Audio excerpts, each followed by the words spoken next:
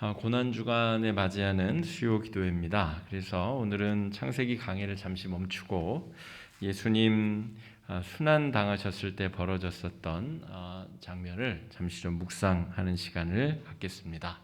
나는 아니라 라고 하는 제목으로 말씀 나눌 텐데, 이 말은 베드로가 안나스의 안나스가 예수님을 신문하던 장소에서 예수님을 모른다라고 부인했던 그 대사, 나는 아니라라고 하는 말입니다. 가룟 유다가 예수님을 배반하였습니다. 오늘 말씀 18장 앞부분을 우리가 읽지는 않았습니다만 1절부터 우리 14절까지의 내용은 우리가 잘 아는 겟세마네 동산, 그러니까 우리가 예루살렘 하면 잘 아는 그 황금 돔 있잖아요. 이렇게 황금으로 된 돔. 그 사진을 찍는 장소가 겟세마네 동산 그 근처입니다. 그러니까 이 계곡을 하나 건너서 이제 그 황금 돔이 보이는 그 반대편 땅이 바로 기드론 시내 건너편이 바로 겟세마네 동산, 이렇게 이해하시면 되는데, 그 동산에서 예수님이 밤에 기도하러 가셨고 땀방울이 핏방울처럼 이제 기도하셨고 제자들은 거기서 졸았죠. 그 이후에 유다와 군사들이 와서 예수님을 이제 잡아가게 됩니다. 가룟 유다는 이미 예수님을 팔아 넘길 마음의 준비를 하고 있었습니다. 학자들은 가룟 유다의 그 의도에 대해서 예수님의 참된 제자가 하려고 했었던 사람이라기보다는 유대의 독립을 바랬었던 독립운동가에 더 가깝다, 이렇게 학자들은 분석을 합니다. 그러니까 예수님을 이용해서 유다가 다시 독립하고 로마 군대를 물리치고 그리고 진짜 하나님이 다스리는 나라가 될 수 있기를 소망했었던 독립운동가에 더 가까웠다, 이렇게 보는 것이죠.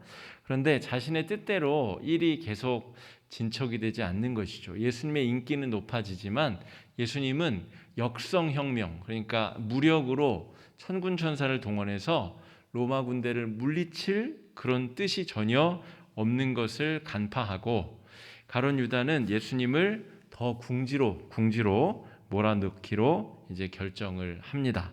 그래서 18장 3절 말씀 한번 같이 읽어보실까요? 시작. 유다가 군대와 대제사장들과 바리새인들에게서 얻은 아랫사람들을 데리고 등과 횃불과 무기를 가지고 그리로 오는지라. 주목할 만한 것은 유다가 군대를 데리고 왔다는 거죠. 이건 로마 군대를 데리고 왔다는 것을 말하고요. 대제사장과 바리새인들의 수하들, 그러니까 종교 지도자들의 수하들을 같이 데리고 왔다는 것이죠. 예수님과 지금 12제자 중에 가룟 유다를 빼고 11제자가 지금 동행하고 있는 것이죠. 그런데 유다는 그 제자들의 구성원들이 어떤지 너무나 잘 알고 있습니다. 군인 출신이 있는 것도 아니고 그 중에 열심당 시몬 같은 사람 한 사람 정도 무기를 좀 다룰 수 있을까? 거의 어부 출신의 세리도 있고 군대를 데려올 만한 그런 상황이 아님에도 불구하고 굳이 군대를 동원해서 예수님을 잡으러 왔다. 이걸 좀 눈여겨볼 필요가 있죠. 그리고 등과 횃불과 무기까지 가지고 왔다. 이것은 이 유다의 의도가 좀 의심되는 장면입니다. 그러니까 예수님을 궁지로 더 몰아가는 것이죠. 이래도 본색을 안 드러낼 겁니까? 이래도 당신이 천군천사 혹은 자신의 권능을 드러내셔서 로마군을 무찌르지 않겠습니까? 이렇게 계속해서 예수님을 궁지로 몰아가고 있는 것이죠. 이런 의도를 우리가 간파할 수 있는 것은 유다가 자신의 생명을 스스로 끊습니다. 자신의 의도가 실패로 돌아가자 자신의 생명을 스스로 끊는다는 것으로 이 사람이 지금 왜 어떤 의도로 군사를 데리고 예수님을 잡으러 왔는지 유추해 볼 수 있다는 것이죠. 여러분, 우리 중에도 유다처럼 예수님을 믿는 사람들이 있습니다. 적지 않습니다. 사업을 할 목적으로 교회를 다니고 교인들에게 장사를 하고 교인들에게 내 이익을 얻기 위하여 인간관계를 넓히기 위하여 교회를 다니는 사람들이 의외로 많습니다. 선거철만 되면 교회에 출석하는 정치인들, 아무렇지도 않게 선거철만 되면 응당 교회를 다녔던 사람처럼 교회를 나와서 성도들에게 인사를 하고 선거철이 끝나면 언제 다녔냐는 듯이 사라지는 정치꾼들이 얼마나 많습니까? 여러분, 우리 주변에 유다처럼 자기 목적을 이루기 위하여 교회 다니고 예수 믿는 사람들이 적지 않다는 말이죠. 젊은이들은 연애하고 결혼하기 위하여 강남의 좋은 교회에 의도적으로 등록해서 다니는 젊은이들도 많이 있습니다. 그래서 자신의 경제력과 자신의 학력과 비슷한 그룹들이 모이는 그 사람들 틈에 들어가서 예수님은 관계없이 연애하고 결혼하기 위해서 교회 다니는 사람들이 있다는 것이죠. 여러분, 유다는 예수님을 따라서 3년간을 행한 것이 아닙니다. 자신의 목적, 자신의 이익을 추구하기 위하여 예수님을 그저 이용의 대상으로 여기고 따랐던 것이죠. 그런데 예수님이 뜻대로 움직이지 않자 이제 최후의 카드까지 꺼내 들었는데 그마저도 먹히지 않자 이제 스스로 목숨을 끊었던 것이죠. 예수님께서 내가 정한 각본대로 움직여야 되느냐, 아니면 예수님이 가시는 길을 내가 따라야 되느냐. 여러분, 이 고난주간에는 우리가 특별히 이 관점에서 우리 자신을 성찰해야 됩니다. 고난주간은 십자가를 묵상하면서 동시에 내 자신의 신앙의 태도를 돌아보고 성찰해야 되는 그런 시간인 것이죠. 유다 같은 사람, 유다같이 예수님을 믿는 사람들은 이미 답을 자기 안에 정해 두었습니다. 이렇게 살고 이렇게 하면 내가 목적한 곳으로 갈 수 있겠다. 그리고 그것을 위하여 교회도 이용하고 성도도 이용하고 예수님도 이용하기로 결정했다는 것이죠. 생명의 주인이 자기 자신이라면 어떻게 생명의 주인이 하나님이시라면 어떻게 유다처럼 스스로 목숨을 끊을 수 있겠습니까? 유다의 경우는 생명의 주인을 자기 자신으로 삼은 것이죠. 내 생명이 내 것이므로 내 목적대로 이루고 살다가 그렇지 못할 때에 내 스스로 그것을 끊겠다, 마무리 짓겠다. 유다의 최후는 그렇게 결정지어집니다. 그에 반해서 예수님은 순종의 길을 걸으십니다. 유다는 예수님의 제자였음에도 불구하고 순종의 길이 아닌 독선적인 자신만의 길을 걸어갔다면 하나님 자신이신 예수님은 오히려 순종의 길을 걷고 계시다는 것이죠. 18장 11절 말씀 한번 같이 읽어보겠습니다. 시작. 예수께서 베드로더러 이르시되 칼을 집에 꽂으라. 아버지께서 주신 잔을 내가 마시지 아니하겠느냐 하시니라. 뭐라고 기록되어 있죠? 이 장면은 베드로가 예수님을 보호하기 위해서 칼을 빼들었는데 칼질이 얼마나 서툴렀든지 잘못 베어서 대제사장 종의 귀를 베어버렸다는 것이죠. 그러자 예수님께서 칼을 칼집에 꽂아라. 아버지께서 나에게 주신 잔을 내가 왜 어떻게 피할 수 있겠느냐? 나는 아버지께서 주신 잔을 내가 먹기 싫어도 내가 감당하기 고달퍼도 이것을 마셔야 되겠다라고 이야기하시는 것이죠. 유다가 군대와 무기를 동원하고 왔는데 예수님은 수제자 베드로에게 무기를 다시 칼집에 꽂으라 얘기하신 것은 예수님은 같은 방법으로 유다의 방법으로 대응하지 않으시겠다는 결정을 하신 것이죠. 십자가에 달려서 십자가에서 대속의 죽음을 죽으시는 것이 삼위일체 하나님의 뜻, 사랑의 방법, 그 방법을 따르기로 이미 결정하셨기 때문입니다. 예수님은 삼위일체 중에 한 분이십니다. 그러므로 예수님이 나에게 주신 잔, 아버지께서 주신 잔이라는 표현이 합당한 것이죠. 이건 내가 결정한 거야. 내가 십자가에 달려 죽기로 했어. 라고 말씀하시지 않고 아버지께서 주신 잔을 내가 마시지 아니하겠느냐. 성부 하나님과 성령 하나님, 그분들이 결정하고 함께 이루고자 하시는 그 사랑의 방법대로 나는 십자가를 향해서 나아갈 것이다. 이것이 예수님께서 우리에게 보여주신 참 제자의 길, 참으로 예수님의 사람, 변화받고 구원받은 사람의 길이다라고 할 수가 있겠습니다. 다시 한번 우리가 마태복음 5장에서 7장 산상보훈의 말씀이 떠오르지 않을 수 없습니다. 거기서는 율법의 완성된 모습을 우리에게 설교하시죠. 심령이 가난한 자가 복이 있다. 애통하는 자가 복이 있다. 또 이어서 너에게 한쪽 뺨을 때리는 자에게 다른 쪽 뺨을 돌려대라. 너에게 겉옷을 달라고 하는 자에게 속옷마저도 주어라. 여전히 우리는 그 말씀이 부담스럽고 받아들이기가 쉽지 않습니다. 어떻게 원수에게 나 자신을 다 내어주란 말인가?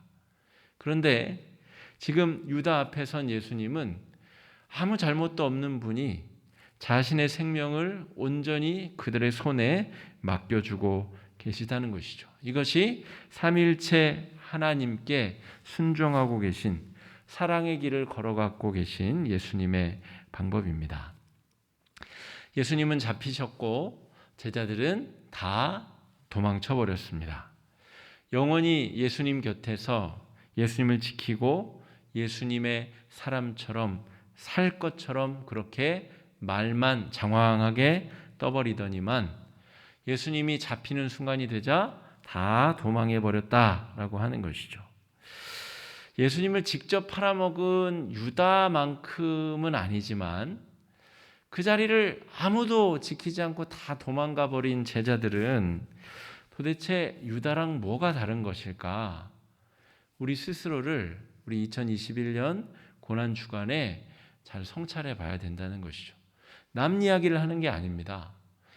그 바보 같은 제자들, 용기도 없는 제자들, 그렇게 말만 번지르르하게 하더니만, 베드로는 칼까지 휘둘르더니만 그렇게 다 도망가 버리는구나. 저 바보 같은 사람들. 남 욕하고 비난할 일이 아니라 저와 우리들 스스로를 성찰해 볼 때 우리는 과연 다른가? 우리는 유다처럼 예수님을 내 목적을 이루기 위해서 따르고 있지는 않은가? 때때로. 혹은 예수님이 붙잡히시는 그 순간에 아무도 그 옆에 남아있지 않고 다 도망쳐버린 제자들, 그 연약한 모습이 우리의 모습은 아닌가 잘 성찰해 보는 시간이 되어야 됩니다. 예수님의 참 제자는 누구인가? 우리가 여기서 그런 질문을 묻지 않을 수 없습니다. 나의 신앙은 과연 이들과 다를까? 위기의 순간에, 예수님이 정말 외로운 그 순간에 우리는 그 옆을 지킬 수 있을까? 우리는 예수님의 제자로서 예수님의 가신 길을 우리도 부족하나마 쫓아갈 수 있는 그런 사람들인가? 우리 스스로를 잘 되돌려 봐야 됩니다. 오늘 말씀 15절 16절 말씀 저와 여러분 한 절씩 읽겠습니다. 시작. 시몬 베드로와 또 다른 제자 한 사람이 예수를 따르니 이 제자는 대제사장과 아는 사람이라. 예수와 함께 대제사장 집들에 들어가고. 여기서 잠깐 멈추겠습니다. 다 도망갔다가 예수님이 이제 끌려가셨는데 어디로 처음 끌려갔냐면 안나스라고 하는 전직 대제사장 집에 끌려갑니다. 이 사람은 제대로 된 대제사장이 아니에요. 돈 주고 대제사장의 직분을 샀었던 사람입니다. 그리고 이제 은퇴한 다음에 자신의 사위에게 대제사장직을 물려준 사람이죠.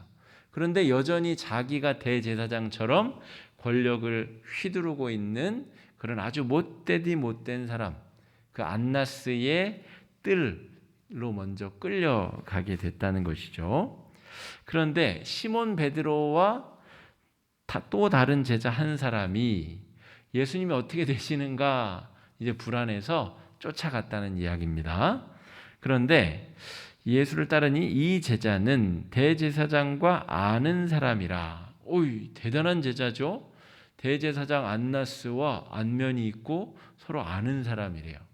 여기서 말하는 또 다른 제자가 누구냐면 바로 요한복음의 저자인 요한입니다. 요한복음에는 자기 자신을 이런 식으로 소개하는 부분이 몇 번 나와요. 그런데 이 제자가 바로 요한이에요. 그래서 요한은 안나스의 뜰에 들어갑니다. 그런데 베드로는 못 들어가요.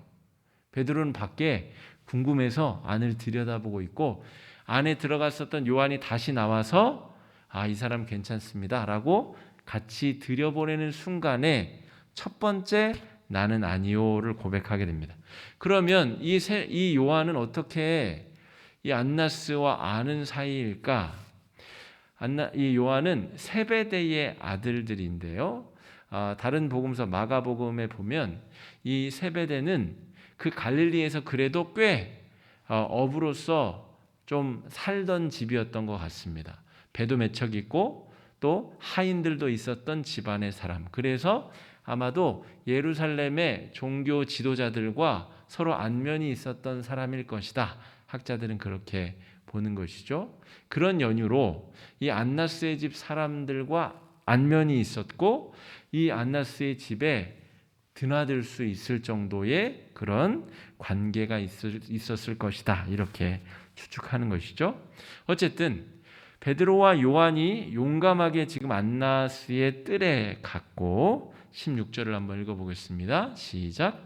베드로는 문 밖에 서 있는지라 대제사장을 아는 그 다른 제자가 나가서 문 지키는 여자에게 말하여 베드로를 데리고 들어오니. 무슨 말인지 아시겠죠? 베드로는 들어가지도 못하고 지금 밖에서 안을 이렇게 빼꼼히 보고 있었고, 요한이 먼저 들어갔다가 허락을 받고 다시 베드로를 같이 들여 보내고 있다. 그 와중에서 무슨 일이 벌어지냐면 문을 지키던 여자아이에게 발각이 됩니다. 베드로가 워낙 설치고 다녔기 때문에, 또 아마도 막 털도 많이 나고 수염도 많이 나고 굉장히 남성스러웠을 것으로 추측이 되죠. 그런 성격과 활동력 때문에 이 여종의 눈에 들어오게 된 것이죠. 그래서 너도 이 사람의 제자 중 하나가 아니냐? 너도 예수의 제자 맞지? 라고 여종이 묻자 베드로가 나는 아니라 라고 대답을 했다는 것이죠. 나는 아니라. 여러분, 이 대답을 하는 이 베드로의 심정이 어땠을까 한번 생각해 봅시다. 우리 권사님들은 몇십 년 예수를 믿으셨을 텐데요. 그죠? 권사님 중에 모태신앙도 계실 텐데, 그러면 아마 70년, 80년 그렇게 예수를 믿었을 텐데, 갑자기 총뿌리를 우리 머리에 겨누고 너 예수 믿어 안 믿어? 그렇게 묻는다면 베드로처럼 우리가 반응하지 않을 수 있겠느냐?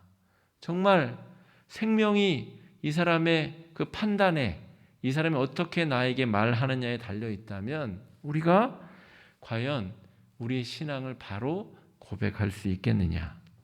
아마 그 찰나의 순간에 베드로는 자신의 3년의 시간이 다 지나갔을 수도 있습니다. 우리가 그러잖아요. 교통사고를 당했었던 분의 얘기를 들어보면 그 사고가 나고 차가 회전하고 유리가 부서지는 그 찰나에 일평생의 한순간이 싹 지나간다고 그러잖아요. 아마 그런 경험을 베드로가 하지 않았을까. 나는 아니라. 나는 예수와 상관이 없다. 나는 예수를 모른다. 여러분, 수많은 기적을 경험하고, 심지어 요한복음 18장이니까 요한복음 11장에서 이 나사로를 살리는 기적까지도 베드로가 보았을 것이고, 변화산에서 예수님의 영광의 몸으로 변화되는 것도 보았을 것이고, 수많은 기적과 은혜와 은사를 경험했었던 베드로가 지금 그 여자아이, 문 지키는 여자아이 앞에서 예수님을 부인하고 있다는 것이죠. 그러므로 우리의 신앙이라는 것이 정말 진지하게 하나님 앞에 우리 신앙의 수준에 대해서 돌아보고 하나님 앞에 도움을 요청하고 우리 신앙이 더 성숙으로 나아갈 수 있기를 위해서 간구해야 될 그런 사순절 고난 주간이 아닐까 싶습니다. 구원이란 무엇일까? 여기까지 살펴보면서 우리는 진짜 구원이 뭘까? 여러분 잘 아시는 대로 나는 아니라가 여기서 끝이지 않고 베드로가 3번이나 예수님을 모른다고 부인합니다. 나는 아니라, 난 모른다. 예수님을 계속 우발적인 게 아니죠. 한 번은 실수로 우발적으로 그럴 수 있지만 2번, 3번 차라리 그 자리를 벗어날 것이지 그러지도 못하면서 그 불을 쬐면서 예수님의 동태를 구경하면서 입으로는 아니라 마음과 입이 따로 놀고 있는 것이죠. 여러분 제가 설교 첫 부분에 유다처럼 예수님을 믿는 사람들이 있다라고 말씀드렸습니다. 희귀한 게 아니라 우리 주변에 많습니다. 예수님을 이용해 먹으려는 사람들, 교회란 곳이 사람들이 많이 모이는 곳이기 때문에 그 사람들 이용해 먹으려고 하는 거짓 성도들이 많다는 것이죠. 베드로와 같은 성도는 또 없을까요? 예수님을 믿는 것 같은데 늘 성전에도 있고 예배도 드리고 봉사도 열심히 하고 정말 잘 예수님을 믿는 것 같은데 입으로는 예수님을 모른다, 나는 아니라 이렇게 고백하는 성도들은 없냐는 말입니다. 극단적으로 가론 유다이냐 아니냐 이렇게 볼 일이 아니라 그 어중간하게 서 있는 지금 베드로의 모습을 하는 성도들, 요한의 모습을 하는 성도들이 있다는 것이죠. 요한복음 18장은 여러분 굉장히 특이한 장면입니다. 왜냐하면 베드로가 예수님을 부인하였다는 데 초점을 맞추지 않아요. 마태, 마가, 누가복음은 베드로가 예수님을 부인하고 예수님과 눈이 마주치고 아주 베드로를 완전 이상한 사람으로 묘사하는데 요한복음의 관점은 조금 다릅니다. 요한이 왜 자기 자신이 대제사장과 안면이 있고 베드로를 문 앞에 서 있는 베드로를 데리고 들어왔다고 이렇게 장황하게 기록하는 이유는 요한이 나도 공범이요라고 지금 쓰고 있는 겁니다. 베드로만 그런 게 아니라 나도 공범입니다. 나도 정말 당신들에게 비난받아 마땅한 나도 예수님을 모른다고 했었던 똑같은 죄인입니다. 그 얘기를 지금 쓰고 있는 거예요. 그래서 관점이 베드로를 욕하는 데 관점이 있지 않고 자기 자신이 뭘 했는가, 나도 똑같이 예수님을 모르다고 했으며 베드로의 그 부인에 동참했으며 나도 다르지 않은 죄인이다. 이 사실을 요한이 자기 글로 자기를 욕하며 참회하며 적고 있다는 것이죠. 여러분 오늘 요한복음 18장을 묵상하면서 우리가 자기 자신을 성찰해야 될 것은 우리가 다르지 않다는 것입니다. 우리가 진짜 구원받은 사람인가? 그렇지 않은 사람들인가? 그저 발로만 교회를 다니는 사람인가? 입으로만 찬송을 부르는 사람은 아닌가? 우리의 봉사와 헌신이 정말 구원받아서 하는 것인가? 아니면 봉사 자체가 좋아서 혹은 봉사 때문에 주어지는 어떤 것들 때문에 우리가 하는 것인가? 여러분 이 고난주간에는 우리가 우리의 죄성도 묵상해야 되고 우리의 신앙도 돌아봐야 되고 우리가 정말 구원받은 사람들인가라는 것도 잘 돌이켜봐야 됩니다. 그래서 고난주간이 지나고 나면 조금 더 성숙한 신앙으로 우리가 나아가야 된다는 것이죠. 그렇지 않고 40일 동안 금식을 한들 40일 동안 더 해괴한 금욕을 한들 그것이 무슨 의미가 있겠습니까? 그래서 제가 사순절을 시작하며 금욕하는 데 에너지를 쏟지 마시고 말씀으로 더 들어가시고 기도하는 데 에너지를 쏟자고 말씀드린 이유가 거기 있습니다. 진짜 나는 구원받았는가? 구원받은 사람답게 그렇게 살아가려고 성숙을 위해서 자신을 성찰하는가? 우리가 그런 관점에서 자신을 살펴봐야 된다는 것입니다. 19절, 20절 말씀, 우리 20절은 제가 중반에서 끌은 것 같은데 화면을 보시고 19절, 20절 말씀 한번 읽어보겠습니다. 시작. 대제사장이 예수에게 그의 제자들과 그의 교훈에 대하여 물으니 예수께서 대답하시되 내가 드러내놓고 세상에 말하였노라. 네, 여기까지 읽겠습니다. 이게 무슨 말이냐면 지금 베드로가 나는 아니라 부인하고 있죠. 그런데 예수님은 내가 세상에 드러내놓고 지금까지 내가 구원자다라고 이야기했다는 것이죠. 그 말을 하면 할수록 예수님은 모욕을 당하고 따귀를 맞고 침뱉음을 당하고 저주를 당할 것임에도 불구하고 나는 그 사람이 맞다라고 이야기를 하고 있다는 것이죠. 베드로가 나는 아닙니다라고 하는 장면과 예수님이 그래 내가 맞다 하는 장면이 아주 대조되어서 지금 묘사되고 있고 요한은 그것을 너무나 지금 명확하게 기록하고 있다는 것이죠. 베드로는 아니라고 하는데 예수님은 맞다고 하고 있습니다. 베드로는 자기 생명 부지하고자 예수님을 모른다고 하고 있는데 예수님은 베드로 같은 인간, 유다 같은 인간 살리기 위해서 내가 맞다, 내가 죽어 마땅한 인간이다, 내가 너희의 화를 돋구고자 지금 여기에 서 있다. 예수님은 그렇게 내가 드러내놓고 세상에 이미 말하였다. 그 증인들에게 가서 확인해 보아라.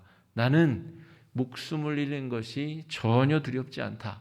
이것이 내가 이 땅에 온 이유다 라고 예수님께서 말씀하고 계시다는 것이죠. 여러분, 우리는 흔히 목숨보다 중요한 게 없다고 이야기들 합니다. 그래서 개똥밭에 뒹굴러도 이승이 낫다라는 속담이 있잖아요. 아무리 해도 그냥 이 세상에서 이 땅에서 개똥같이 살아서 개똥밭을 뒹굴어도 여기가 낫다는 거죠. 생명보다 더 소중한 게 없다는 거예요. 억만금을 준다 해도 나는 내 생명과 바꿀 수 없다는 것이죠. 베드로도 아마 같은 마음이었을 것입니다. 그죠? 이 생명 이름은 끝 아닌가? 내가 뭐하러 예수를 따라다녔던가? 이 생명 잃는다면 그게 무슨 의미가 있는가? 그런 마음 때문에 나는 아닙니다 라고 3번이나 이야기했다는 것이죠. 그렇다면 예수님은 왜 내가 맞다, 내가 너희들이 잡아 죽이려고 하는 그 예수 맞다, 예수님은 왜 그렇게 이야기를 하셨겠느냐라고 하는 것이죠. 우리의 생명보다 더 소중한 것을 예수님께서 더 소중한 것을 우리에게 주기 위해서 오셨기 때문입니다.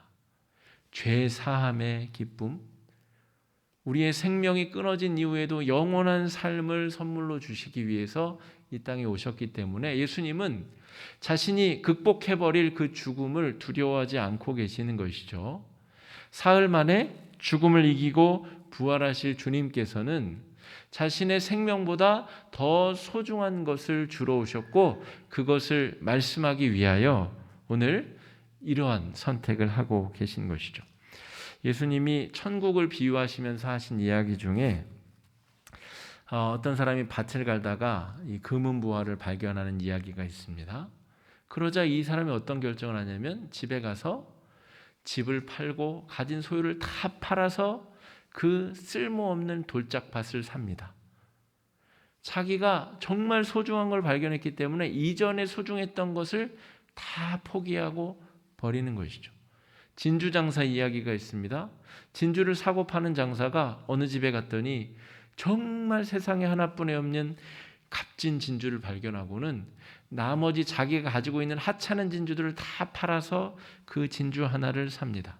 그것이 더 값진 일이기 때문에 더 많은 이윤을 자신에게 줄 수 있는 일이라고 판단했기 때문에 더 소중한 것을 얻으려면 더 작은 것, 쓸모없던 것들을 버려야 잡을 수 있는 것이죠. 예수님께서 베드로에게 지금 하시고자 하는 이야기가 그것입니다. 너는 정말로 구원받았냐? 너는 정말로 네 생명보다 더 소중한 구원의 열매를 받았느냐? 하나님의 자녀되는 기쁨이 네 안에 있느냐?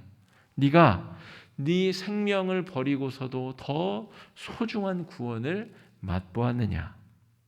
잘 알다시피 베드로는 이 사건 이후로 변화를 경험하게 되죠. 그리고 정말 그 목숨을 아끼지 아니하고 생명의 복음을 전하는 사도로 다시 태어나게 됩니다. 19절 말씀이 아니라 27절 말씀이네요. 18장 27절 말씀 우리 한번 다 같이 읽어보겠습니다. 시작. 이에 베드로가 또 부인하니 곧 닭이 울더라. 세 번째 부인하고 났더니 닭이 울었단 말입니다. 닭은 여러분 굉장히 중요한 영적인 의미를 가진 짐승입니다. 여러분 세계 곳곳에 닭을 이렇게 자신의 부족이나 자신의 팀의 기호나 상징으로 삼는 팀들이 굉장히 많아요. 프랑스에서 소중하게 여기는 짐승이 바로 닭이죠.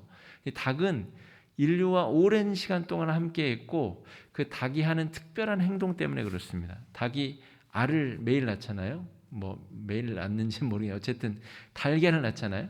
그러니까 닭은 풍요와 행복과 번영을 상징하는 중요한 상징물이고, 두 번째가 더 중요한데 새벽마다 그렇게 울잖아요. 닭이 새벽을 불러오는 짐승, 새벽을 일으켜 깨우는 짐승. 그래서 새 생명, 깨달음, 이런 중요한 영적인 의미가 있습니다. 베드로가 세 번이나 성경에서 삼은 토탈리, 완전함이란 뜻입니다. 완전하게 예수님을 모른다라고 부인을 한 순간 깨달음, 대오각성이 일어났다는 것이죠. 내가 예수를 그동안 믿었었나? 내가 그동안 예수를 왜 따라다녔나? 부인도 버리고 내 배도 버리고 다 버리고 예수를 따라다녔다고 따라다녔는데 내가 지금까지 한 짓은 무엇이었나? 대오각성을 하게 되는 시점이 바로 이 닭이 오는 시점. 이 사건으로 말미암아 베드로가 이제 내면의 변화가, 내면의 쟁기질이 일어나고 내면의 평지풍파가 일어나서 그 구원의 깊이가 더 깊어지는 은혜를 경험하게 된다는 것이죠. 여러분, 우리 영혼에도 닭이 과연 울었는가? 적어도 1년에 한 번 이 고난주간에는 우리 영혼에 닭이 울어야 됩니다. 내가 그동안 어떻게 살았고, 내가 그동안 어떻게 예수를 믿었고, 내가 그동안 입으로 한 말이, 내 손으로 한 행동이 과연 예수를 믿는 사람답게 살았던가? 우리 영혼에도 닭이 울어야 된다는 것이죠. 새벽이 와야 되고 부활의 아침이 와야 되고 다시 태어나는 은총을 경험해야 됩니다. 여러분, 고난주간이 이제 깊어가고 있습니다. 수요일, 예루살렘에 입성하신 이후에 수요일 오늘은 예수님께서 아무것도 하지 않으셨어요. 기록이 없어요. 아마도 조용히 기도하시면서 십자가의 길을 준비하시지 않았나 싶습니다. 우리도 수요일에 기도회로 모여서 우리 영혼을 잘 돌이켜보면 좋겠습니다. 지난 1년의 삶을 돌아보며 내가 과연 부활의 아침을 제대로 맞았는가? 나는 작년보다 영적으로 더 성숙해졌는가? 내 신앙은 더 깊어졌는가를 이 시간 돌이켜보지 않으면 이번 주일에 또 부활절인데 또 똑같은 부활절, 그저 그런 부활절, 달걀이나 까먹는 부활절을 우리가 또 맞이할 수도 있다는 것이죠. 우리 영혼에 닭이 울었는가? 우리가 참 구원받은 사람으로서 살아갈 용기를 이 고난주간에 얻고 있는가? 우리 스스로에게 잘 묻고 성찰하는 시간이 되어야겠습니다. 이 시간에 우리가 기도 제목을 가지고 함께 기도할 텐데 4가지 기도 제목을 가지고 우리가 좀 함께 기도하려고 합니다. 첫 번째 기도 제목은 우리가 하나님을 믿는 이유를 밝히 다시 한번 깨닫는 이 고난 주간이 될 수 있게 해달라고, 요한처럼, 이 유다처럼, 가룟 유다처럼 내 목적과 수단을 이루기 위해서 하나님을 믿는 그런 실수를 저지르지는 않았는가. 또 베드로처럼, 요한처럼 정말 결정적인 순간에는 다 예수님을 떠나고 부인하고 그런 신앙, 연약하고 그런 신앙에 머물러 있는 것은 아닌가. 우리 스스로를 잘 돌이켜보면 좋겠습니다. 하나님의 자녀가 되는 기쁨, 참된 구원의 기쁨이 우리 안에 있는가. 더 깊이 성찰하고 더 깊은 은혜로 나아가는 우리 고난 주간 될 수 있도록 위해서 이 시간에 함께 마음을 합쳐 기도하며 나아가겠습니다. 기도하겠습니다. 사랑해 주님, 은혜를 감사합니다. 주님, 우리의 영혼을 돌이켜봅니다. 우리의 삶을 돌이켜봅니다. 우리가 입으로만 예수님을 믿는 것은 아닌지, 우리의 손과 발로만 예수님을 믿고 교회를 다닌 것은 아닌지 주님 돌이켜보게 하여 주시옵소서. 하나님 아버지, 이 고난주간을 지나며 우리가 더욱더 깊은 영적인 성숙의 단계로 나아가길 원합니다. 나는 아니라 이렇게 우리가 입으로 부인하며 예수님을 부인하며 구원받은 자답지 못하게 그렇게 살고 있는 것은 아닌지 우리 스스로의 삶을 돌이켜보게 하여 주시옵소서. 하나님 아버지, 연약하고 부족한 우리의 삶 가운데 오셔서 구원을 선물해 주러 오신 주님, 우리의 인생이, 우리의 삶이 더 깊은 은혜의 단계로 나아갈 수 있기를 바랍니다.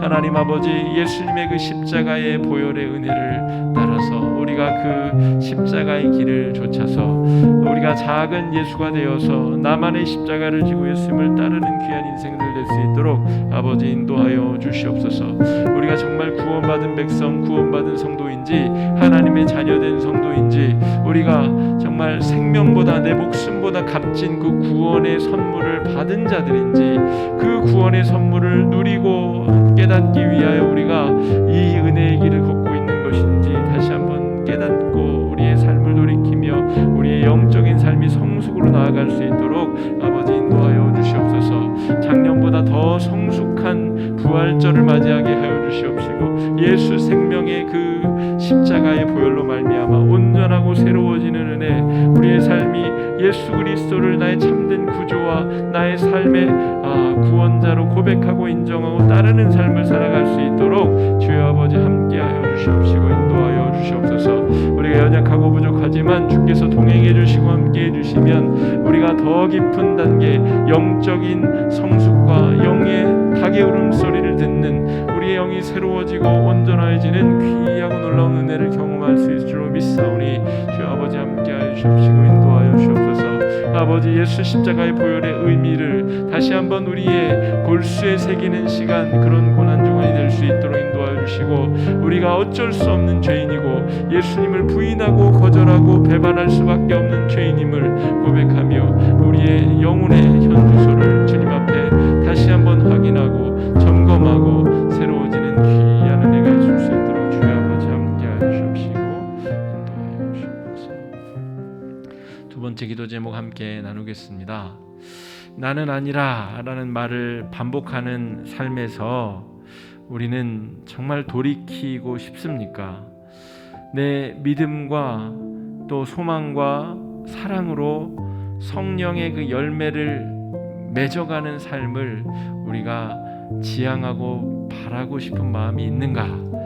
정말 나도 부족하고 연약한 걸음으로 예수님이 가신 그 순종의 길, 십자가의 길, 겸손의 길, 그 섬김의 길을 나도 걷기를 원하는가? 이 시간에 우리 스스로를 성찰하며 예수님의 뒤를 따라 나도 나만의 십자가를 지고 예수님의 뒤를 따르는 주의 백성들 될 수 있게 해달라고, 우리의 가정과 또 직장과 교회와 내 삶의 자리에서 내가 짊어져야 될 십자가는 무엇인가?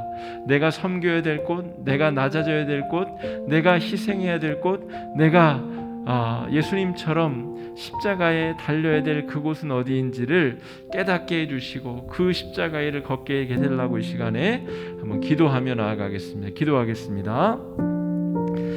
사랑해 주님, 은혜를 감사합니다. 주님, 나는 아니라 라는 말을 반복하며 주님의 그 하신 길을 주님 거부한 채 십자가와 반대편의 길로 계속해서 걷고 있는 우리들의 모습을 발견하게 됩니다. 나는 아니다, 나는 아니다, 나는 예수님과 관련이 없고 나는 나는 내 십자가를 짊어지기 싫다라고 부인하는 베드로의 모습이 아니라 주님, 우리가 예수님의 뒤를 따라 나만의 십자가를 지고 예수님의 뒤를 따르는 성도의 삶이 되게 하여 주시옵소서. 주님, 비록 우리가 부족하고 연약하고 주님의 십자가를 제대로 짊어지지도 못할 정도의 연약한 신앙들이지만 주님, 우리를 불쌍히 여겨주시고 긍휼히 여겨주시옵소서. 우리의 가정과 직장과 교회와 삶의 자리에서 내가 짊어져야 될 십자가는 무엇인지, 내가 희생하고 섬기고 낮아져야 될 그 자리는 무엇인지 깨닫게 하여 주시옵소서. 예수님을 따라서 우리가 섬기고 헌신하고 낮아진다면 하나님의 나라가 우리 가운데 펼쳐지고 이루어지고 세워질 줄 믿습니다. 주님, 나는 아니라 라고 말하는 베드로의 길을 걷지 아니하고 예수님의 뒤를 따라 참 구원받은 자의 삶을 따라 걸을 수 있는 은혜를 우리에게 허락하여 주시옵소서. 하나님 아버지, 우리의 연약하고 부족한 인생들 가운데 찾아오셔서 회복의 은혜를 덧입혀 주시옵시고 더 깊은 영적인 수준으로 주님 나아갈 수 있도록 인도하여 주시옵소서. 주님, 다른 사람을 판단하고 평가하고 저주하고 미워하는 대신에 위에서 기도하고 위에서 헌신하고 더 많이 섬기고 사랑할 수 있는 예수님의 마음을 우리에게 허락하여 주시옵시고 그 사랑의 힘으로 교회 공동체가 빛과 소금의 역할을 잘 감당하는 천국의 공동체, 하나님의 나라가 될 수 있도록 아버지 인도하여 주시옵시고 역사하여 주시옵시고 인도하여 주시옵소서. 세 번째 기도 제목은 우리 코로나19의 빠른 종식을 위해서 또 우리 백신 접종이 더 원활하고 원만하게 잘 진행될 수 있도록 위해서 기도해 주시기 바랍니다. 경제적 어려움에 시달리는 성도들이 꽤 많습니다. 여러 가지 모양으로 형편으로 주께서 돌보아 주시고 책임져 주시고 은혜를 주셔야 되는 분들이 많습니다. 그런 가정들 위해서 기도해 주시고 마음의 평안을 잃어버린 성도님들 위해서 신앙의 끈이 지금 위태로운 성도들을 위해서도 기도해 주시고 육체의 연약함으로 기도 중인 성도들, 우리 변용성 집사님은 수술이 잘 맞춰졌다고 합니다. 아마 내일쯤 이제 퇴원할 것 같은데요. 하나님의 은혜를 또 회복의 은혜를 덧입혀 달라고 함께 기도해 주시기 바랍니다. 이 시간에 함께 마음을 합쳐 기도하며 나아가겠습니다. 기도하겠습니다. 사랑의 주님, 은혜를 감사합니다. 주님, 코로나19의 이 어려움이 속히 지나가도록 인도하여 주시옵소서. 특별히 교회가 영적으로 신앙적으로 예배하며 주 앞에 나아가기에 큰 어려움을 겪고 있습니다. 예배에 단절이 이루어지고 있고 우리 목자원들끼리의 소통과 나눔이 단절되고 있고 경제적인 어려움, 또 관계의 어려움, 여러 영적인 어려움들이 우리를 아버지 휘감고 있습니다. 주님, 은혜를 허락하여 주셔서 이 어려움이 속히 회복될 수 있도록 진행 중인 우리 예방접종 접종이 주님 백신 접종이 속히 이루어지게 하여 주시옵시고 주님, 모두가 얼굴을 맞대고 함께 예배하며 함께 영광 돌 수 있는 날이 속히 임할 수 있도록 주님 인도하여 주시옵소서. 주님, 경제적 어려움에 빠진 성도들 그 가정들을 불쌍히 여겨주시옵시고 하나님 아버지, 주께서 영원한 소망 되신 주님께서 소망과 은혜가 되어 주셔서 붙들어주시는 주님께서 아버지 손을 내밀어 주시고 그 발에 든든한 반석이 되어 주셔서 이 어려움 가운데 주님께서 이끌어 주시고 함께 해주시며 붙들어 주시옵소서. 주님 아버지, 마음의 평화를 잃어버린 성도들, 신앙의 아버지 그 끈이 위기 가운데 있는 성도들 주님 붙잡아 주시옵소서. 하나님 아버지, 예수님을 더 깊이 영적으로 만나는 시간, 수가성 여인이 예수님을 우물가에 만나 그 영적 깊이가 깊어지는 은혜를 경험한 그 은혜의 시간을 우리에게 허락하여 주시옵소서. 하나님 아버지, 육체적으로 연약하여 주님 수술을 받고 또한 스스로 회복을 기다리는 성도들, 또 여러 가지 지병으로 가정에서 회복의 은혜를 바라는 성도님들 주님 붙들어 주시고 은혜를 덧입혀 주시며 하나님의 회복의 은총을 덧입혀 주시기를 간절히 바라오니 아버지 인도해 주십시오. 우리 교회를 위해서 마지막으로 기도하면 좋겠습니다. 우리 허곡중앙교회가 이 혼란하고 어려운 시대 속에서 예수님을 바르게 따르는 신앙 공동체가 될 수 있도록 우리의 교회에 영혼의 닭이 울려서 우리 허곡중앙교회가 이 한국교회를 영적으로 이끌어가는 모범적인 교회가 될 수 있도록 이 세상에 어려움에 빠진 많은 성도들에게 희망과 구원의 빛을 비출 수 있도록 위해서 기도해 주시고, 지역사회의 등대와 같은 역할을 감당할 수 있도록 빛과 소금의 역할을 감당하고, 특별히 우리 다음 세대, 우리 자녀들 세대가 영적으로 단절되지 아니하고 이 어려운 시간을 잘 이겨내는 교회가 될 수 있도록 우리 교회를 위해서 이 시간에 마음을 합쳐 한번 기도해 주시기 바랍니다. 기도하겠습니다. 사랑해 주님, 은혜를 감사합니다. 우리 교회를 위해서 기도합니다. 이 어려운 와중에 주님, 한국교회가 큰 어려움을 겪고 영적인 갈피를 잡지 못하고 있는 어려운 시대에 주님, 우리 교회가 하나님 앞에 주님 바르게 쓰임받을 수 있도록 인도하여 주시옵소서. 말씀의 반석 위에 바로 선 교회가 되게 하여 주시옵시고, 하나님 앞에 기도함으로 깨어있는 교회가 되게 하여 주시옵시며, 하나님 아버지, 지역사회에 의미가 있고 꼭 존재해야 되는 의미가 있는 교회가 되게 하여 주셔서 이 세상의 빛과 소금의 역할을 감당하는 아름다운 교회의 사명을 잘 감당할 수 있도록 인도하여 주시옵소서. 멀리 선교지에서 지금 생명을 아끼지 아니하고 복음을 전하는 선교사님들을 돕고 협력하는 교회가 되게 하여 주시옵시고, 아버지, 지역사회에 복음을 전하며 예수의 향기를 날릴 수 있는 교회가 되게 하여 주시옵시고, 하나님 아버지, 주께서 허락하시는 영혼의 등대의 기능을 하여서 아버지, 바른 말씀이 선포되고 바른 신앙으로 성숙하는 아름답고 귀한 교회가 될 수 있도록 복과 은혜 덧입혀 주시옵시고 역사하여 주시옵소서. 주님, 다음 세대가 살아나는 교회가 되게 하여 주시옵소서. 코로나 와중에서도 우리 자녀들을 양육하기 위하여 우리 전도사님들 불철주야에 쓰고 있는데 그들의 삶의 자리를 지켜주시고 그들의 말씀의 종으로, 영적인 종으로 더욱더 아름답게 세워지게 하여 주시사, 아버지 하나님, 자녀 세대를 위하여서 헌신하고 섬기며 나아갈 때에 주님, 그 미랄이 떨어져 주님 생명의 열매를 잉태하게 하여 주시옵시고, 주님, 예수 생명의 복음이 자녀 세대를 통하여서 아버지 아름답게 열매 맺는 귀한 은혜가 있을 수 있도록 아버지 함께 하시옵시고 인도하여 주시옵소서.